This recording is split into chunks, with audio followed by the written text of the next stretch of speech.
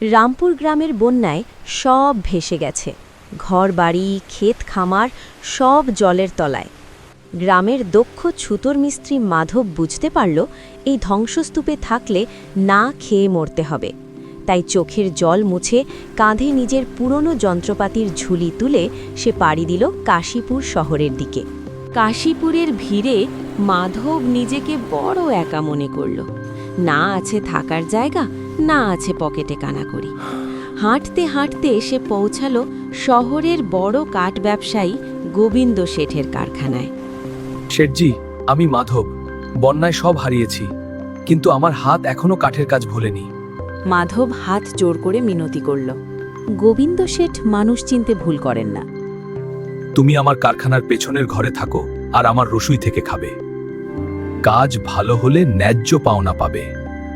মাধব দিন রাত এক করে খাটতে লাগল। তার নিপুণ হাতে তৈরি আসবাবপত্র শহরের সবার নজর কাড়ল। 5 বছর হাড় ভাঙা খাটুনির পর সে 10,000 টাকা জমিয়ে ফেলল। তার স্বপ্ন গ্রামে ফিরে একটা পাকা দালান বানাবে। একদিন মাধব গোবিন্দ শেঠের কাছে গিয়ে বলল, শেঠজি, অনেকগুলো টাকা জমেছে, কিন্তু ওই খোলা ঘরে টাকা রাখতে বড় ভয় লাগে। শহরে তো চোর ডাকাতের অভাব নেই। টাকাগুলো কোথায় রাখি বলুন তো? শহরে লালাকুন্দন নামে এক নামকরা জহুরি আছে। তার লোহার সিন্দুক খুব মজবুত, লোকে তার কাছে আমানত রাখে। তুমি তার কাছে টাকাটা জমা রাখতে পারো। মাধব সোজা লালা কুন্দনের দোকানে গেল। লালা তখন হাতে মালা জপছিল। লালাজি, আমি গরিব কাঠমিস্ত্রি। আমার জমানো 10,000 টাকা আপনার কাছে একটু জমা রাখবেন? গ্রামে যাওয়ার সময় নিয়ে যাব।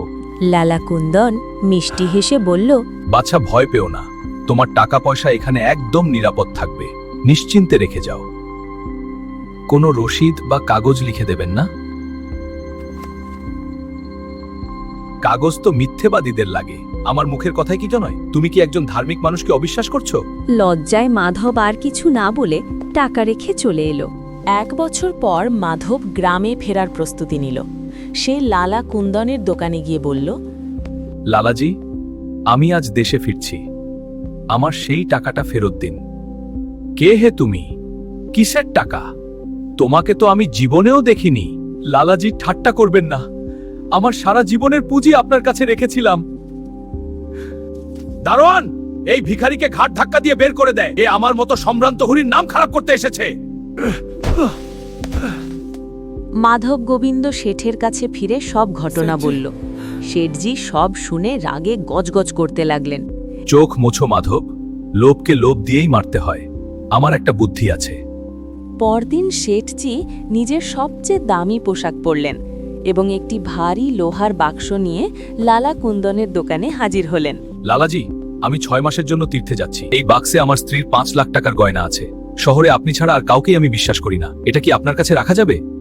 লালা কুন্দনের চোখ লোভে চকচক করে উঠল। অবশ্যই শেঠজি, এ তো আমার সৌভাগ্য। আপনি নিশ্চিন্তে যান। ঠিক যখন তারা বাক্সের কথা বলছিল, পরিকল্পনা মতো মাধব খুঁড়িয়ে খুঁড়িয়ে দোকানে ঢুকল। লালাজি, দয়া করে আমার ওই সামান্য 10,000 টাকা ফেরত দিন। আমাকে বাড়ি যেতে হবে। লালা কুন্দন জমে গেল। তার সামনে 5 লাখ টাকার বাক্স আর দরজায় 10,000 টাকার ভিখারি। সে ভাবল, এখন যদি আমি এই লোকটাকে চোর ছেঁচড় বলে তাড়িয়ে দিই, তবে গোবিন্দ শেঠ ভাববেন আমি অসৎ।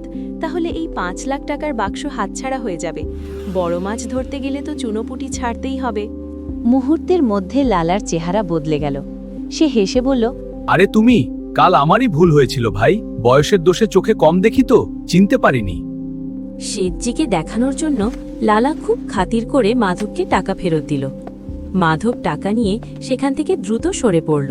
শেঠজি, যাত্রা বাতিল। পাহাড়ে ধস নেমে রাস্তা বন্ধ হয়ে গেছে। হায় কপাল, কি আর করার। ঠিক আছে লালাজি, বক্সটা তবে আর রাখার দরকার নেই। ওটা গাড়িতে তুল। চাকরটি বাক্স নিয়ে চলে গেল। লালা কুন্দন হাঁ করে তাকিয়ে রইল। তার চোখের সামনে দিয়ে 5 লাখ টাকার বাক্স এবং তার পকেট থেকে 10,000 টাকা দুটোই বেরিয়ে গেল। সততার জয় হলো আর লোভী জহুরি বোকা বনে গেল।